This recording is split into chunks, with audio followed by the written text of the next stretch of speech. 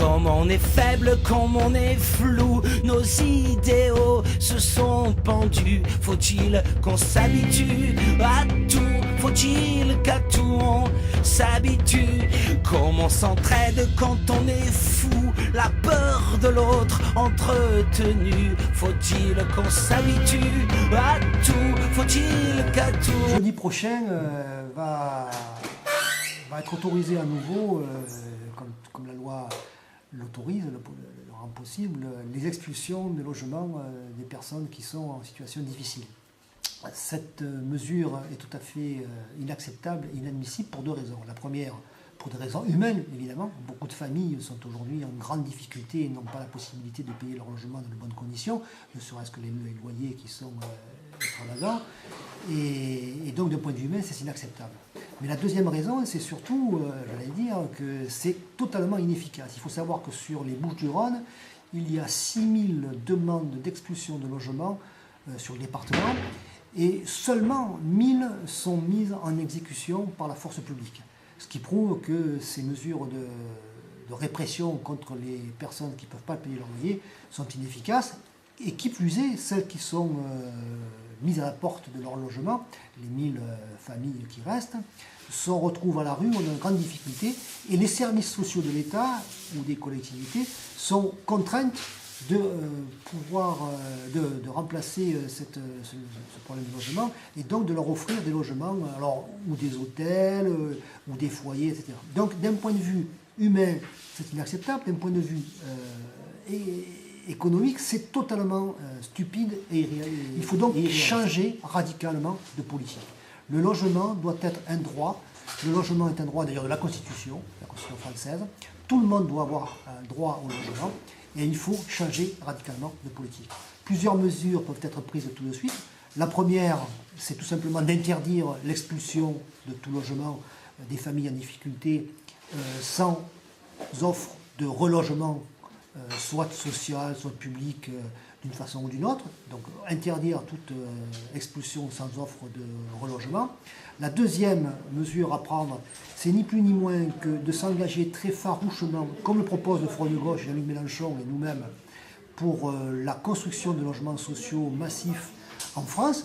200 000 constructions de logements sociaux à réaliser en France.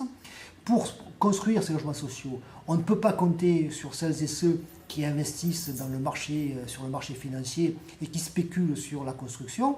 Il faut absolument que la puissance publique retrouve la maîtrise de la construction, du foncier et du financement du logement. C'est la deuxième proposition que formule Jean-Luc Mélenchon et que nous formulons en tant que candidat du Front de gauche. Par exemple, en construisant un véritable service public national décentralisé du logement qui touche tous les aspects du logement. Le foncier, la construction, la finance et la gestion démocratique. Le foncier, cela est tout à fait réalisable. Il faut mettre en place un établissement public de maîtrise du foncier, notamment par le biais des propriétés publiques, alors de l'État ou des collectivités territoriales, voire de préemption de logements ou de terrains qui sont actuellement en friche. La deuxième, la construction. Il faut arrêter que les grands constructeurs de logements, Bouygues et compagnie, soient les seuls maîtres dans la construction même du logement, ce qui d'ailleurs pose une vraie question, puisqu'ils arrivent à faire baisser le taux de rentabilité du logement, de la construction du logement de façon très, très faible. Par contre, le loyer est toujours très très important. Le troisième volet de cet établissement public national décentralisé, c'est la question des finances. Les banques aujourd'hui ne jouent pas le jeu. Il faudrait que nous soyons en capacité que la banque le service financier soit nationalisé, en tout cas rendu public pour que justement il n'y ait pas la pression des marchés financiers sur le financement. Et la quatrième question, c'est la gestion publique et citoyenne des offices publics, ou en tout cas du service public du logement, où là, les locataires, les salariés, les entreprises, les propriétaires n'ont pas suffisamment de place pour pouvoir gérer ces services. Pour financer le logement, il y a soi-disant le livret A qui permet, la Poste ou les banques en général d'ailleurs, qui permet soi-disant de financer le logement public. On sait très bien qu'il y a une faiblesse importante du point de vue du financement du logement public, puisque cette partie de l'épargne populaire qui est normalement affectée au logement est en réalité détournée de ses objectifs et va sur les marchés financiers justement pour rentabiliser encore le capital qui n'appartient pas d'ailleurs ni aux banquiers ni aux propriétaires privés des banques, mais qui appartient au peuple lui-même.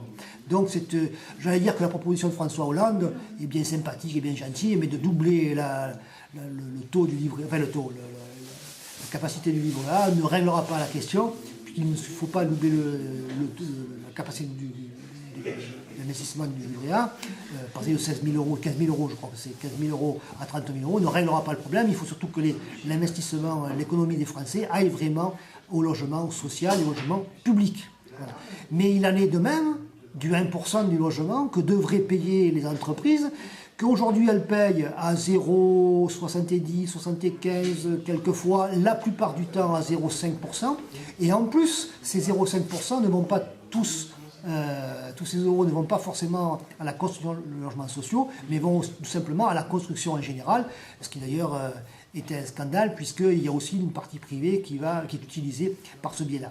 Donc ces financements doivent être rétablis dans leur logique, mais bien plus que cela, il faut que les marchés financiers, que les revenus financiers, soient taxés à la hauteur des besoins, en plus du livret A qui doit aller donc, et les 1% qui doivent aller effectivement à la gestion publique. Il faut que les marchés financiers, les revenus financiers soient taxés à la hauteur au moins de 10% de leurs revenus pour être réinvestis dans la construction. Ce qui est important, c'est que nous puissions répondre aujourd'hui très concrètement aux besoins des habitants qui sont dans des situations très difficiles, ou en cité HLM, ou en logement privé, notamment de petits propriétaires privés qui n'arrivent pas à s'en sortir non plus et qui sont bientôt à la rue.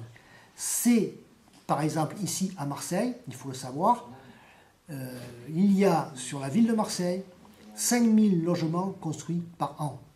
Il est dit dans le cahier des charges de la construction des promoteurs qu'il faut qu'ils réservent 20% de ces constructions au logement social. C'est le cas. Mais 5000 logements construits neufs par an sur la ville de Marseille, ça veut dire que par an, on construit 1000 logements sociaux sur la ville de Marseille. Sur les 1000 logements sociaux, il n'y a que très peu de ces logements sociaux qui sont réservés au social et au très social. Il y a plusieurs palettes offertes aux familles ou aux jeunes qui peuvent, ce qui est une bonne chose, mais qui peuvent se loger dans des logements de qualité sociaux de standing. Voilà. Mais si on regarde 1000 logements sociaux par an, c'est ridicule. Sur la ville de Marseille, on a plus de 25 000 foyers qui sont en demande de logement social.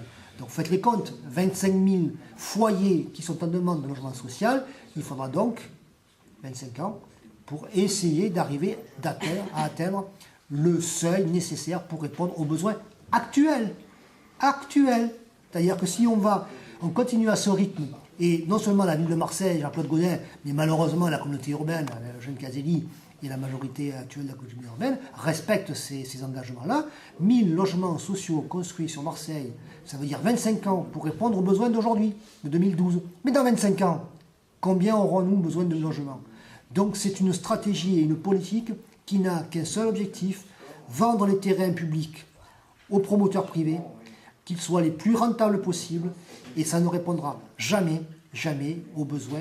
Les logements privés aujourd'hui sur Marseille sont pour beaucoup des logements qui sont à la propriété de petits propriétaires. Je me souviens des quartiers nord où les familles d'ouvriers, ouvrières avaient leur propre logement, et l'enfant, quand il hérite du logement du père ou de la mère, se retrouve toujours en difficulté de pouvoir assumer le logement.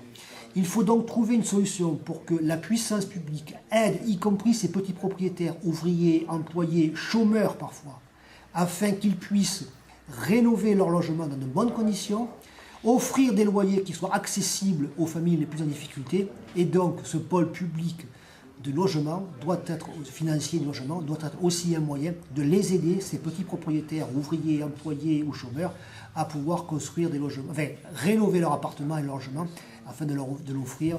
Le projet centre-ville de la ville de Marseille et de la communauté urbaine est un véritable scandale de ce point de vue, puisqu'il prévoit, ni plus ni moins, que d'investir plus de 25 millions d'euros sur l'ensemble du territoire concerné, du premier arrondissement jusqu'au 7e arrondissement, en faisant premier, deuxième, troisième, quatrième, cinquième, sixième et septième arrondissement, donc tous nos arrondissements, j'allais dire, concernés du point de vue électoral, si on pense aux élections législatives, pour que ces bâtiments qui sont soit insalubres, soit très dégradés, bénéficient d'aides publiques et que les propriétaires qui sont aujourd'hui propriétaires, donc ce projet centre-ville est inacceptable.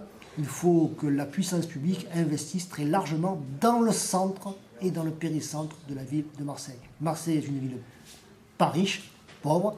La population est elle-même une richesse. Par contre, les Marseillaises et les Marseillais sont des gens qui sont pour 40% en dessous du seuil, non pas de pauvreté, mais du seuil minimum, du seuil moyen d'imposition du niveau national. Donc Marseille n'est pas une ville riche, il faut que la puissance publique aide les Marseillaises et les Marseillais en centre et en périphérique. S'habitue quand nos sourires se jettent à l'eau, quand nos regards lancent un appel, on cherche à effleurer nos peaux contre un instant de vie plus belle. Quand nos sourires se jettent à l'eau, quand nos regards lancent un appel, on cherche à effleurer nos peaux contre un instant de vie plus belle, plus belle.